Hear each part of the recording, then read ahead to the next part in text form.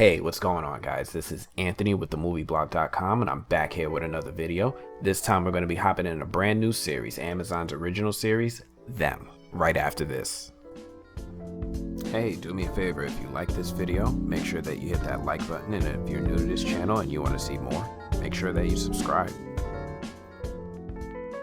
Now, Them starts off well enough. Now, for those of you who have seen some of the promotion, if you've seen any of the trailers, any of the posters, any of the banners, busts, anything, you probably have seen this and immediately thought this was like a Jordan Peele movie, like Us, Them, logical conclusion, makes perfect sense. I thought the same thing. It's not. This one actually comes from an equally talented creator, Lena Waithe, as an executive producer, and this is actually not a movie. This is a TV series, an Amazon Prime original. Them is a cool little film. For those that have seen Lovecraft Country, it's in a similar vein in that we're doing a period piece in like the 50s when there was a little bit more narrative surrounding the civil rights movement. This is a time when there was a lot of people moving from like the rural southeast and moving out towards the northeast, the west, northwest. And this is a family that specifically moves from North Carolina out to Compton, California. Them actually does something cool in that it actually provides a little bit of a history lesson for those who are not aware of what happened. They talk about the Great Migration, in which 5 to 6 million African Americans did that long journey to escape the Jim Crow era South. It was very hard, it's very powerful, and I like seeing topics and films in this period. Now, the first thing that struck me about Them were the visuals. Now, when you look at it, it just feels so tangible. It feels like I'm watching something that's filmed in the 50s, like the aesthetics, the themes, the set design, and more importantly, the wardrobe.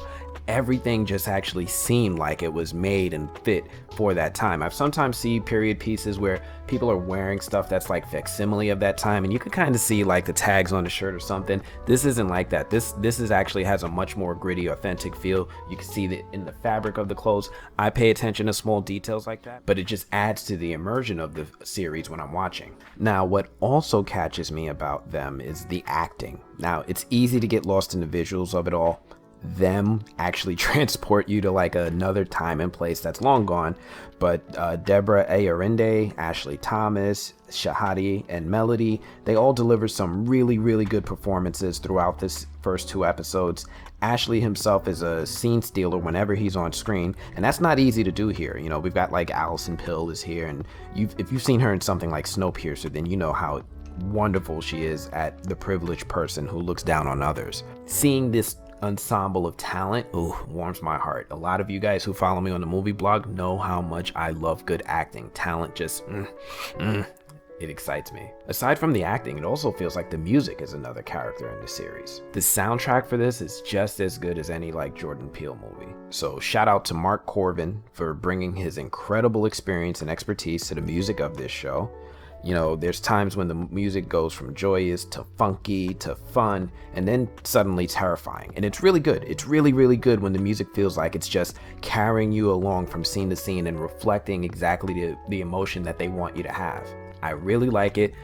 Corbin is, you know, his resume speaks for itself, and it's reflected in this show. Anyway, I'm getting carried away. Where is Lucky's son? Like, we get that creepy flashback at the beginning of the episode where we see Lucky and her son enjoying life, and then some random person just shows up on her yard one day, and she's like singing this weird song and just randomly says, you know, you got a nice son right there, can I have him?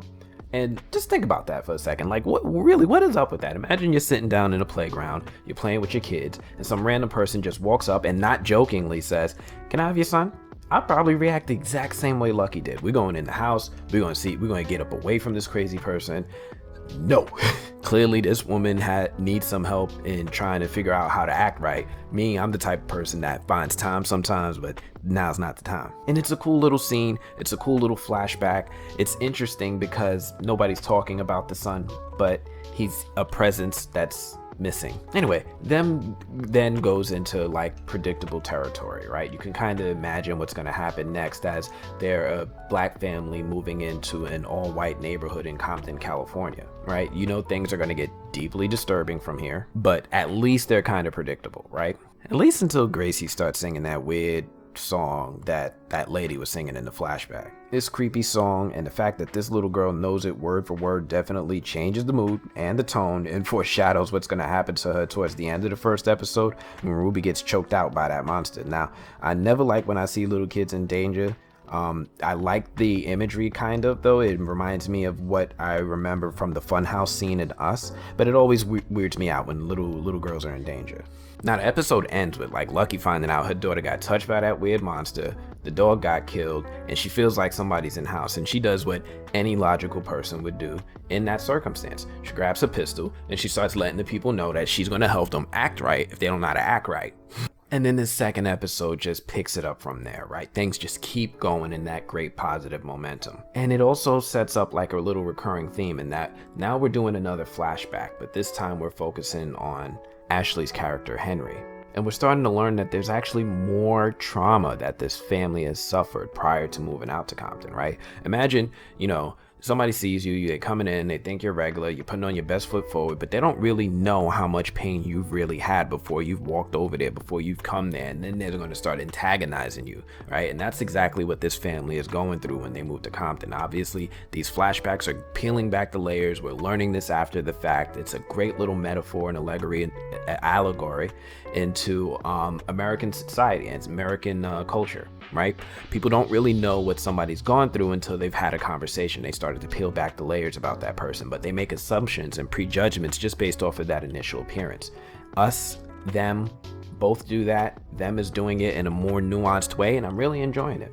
Now, Henry is clearly suffering from a form of PTSD. I believe he's been a war veteran. He was in the war. He talks about how they sent him out to war. They didn't even give them weapons. And a lot of the trauma that he's come back with is haunting him today. In this flashback, we see how he struggled with it with his family, getting reacclimated to society. And then throughout the episode, we see him trying to get acclimated to his new environment, his new job. And it's kind of like mirroring when he came back from the war, getting acclimated to society. It's like he left a war, which was whatever was going on in North Carolina. He's coming here, or is it the other way around? It's really interesting. It's like he left. No, I don't know. There's no place safe in America for this man, and that's how he feels, and he shows it wonderfully in this episode. He has this nice little interaction with his boss where he kind of zones out because obviously the dog died that morning and his wife was going crazy with a gun. He had so much on his plate that he's starting to break down again, and it's happening, and it's starting to affect his work. His boss notices, his boss has that great exchange. This is cool. I really like this. I like how they're doing the little nuanced metaphors.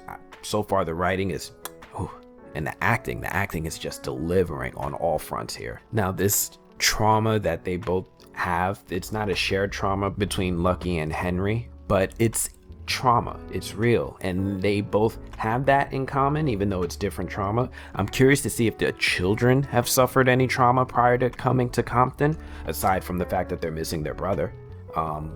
But I can't wait to see the next episode and see if it's just going to be a recurring theme of them giving us more insight into members of the family. The second episode also gives us a little bit more monster, right? We get this monster in the basement, and it's like a underlying theme that we're going to see develop throughout the episodes. I'm not really sure what's going on there. I kind of like the build up. Clearly, they have a whole other issue on top of everything else that's going on, that they moved into a haunted house. I'm curious to see where it goes. I'm curious to see if it's tied back into everything. And I'm really curious what's the fixation with the little girl. This is a weird show, right? Them is a really weird show. It's a good show, but it's a really weird show. There's a lot of little moments where things are a little just strange and odd, and you don't really understand why things are happening, but you're still like a little drawn to see what's going to happen next. That whole dinner scene with the pie, I have no idea what that was about. I'm hoping that they have some more explanation in the third episode. If you guys know what it is and you can kind of tell me without spoiling what was up with that pie scene, hit me up in the comments. And hopefully I'll post this before I've seen it. If you like this video, make sure you drop a like. If you want to see more of this series, and if you want me to continue going, make sure you leave a comment and subscribe. Until next time, I'll catch you guys later. Peace.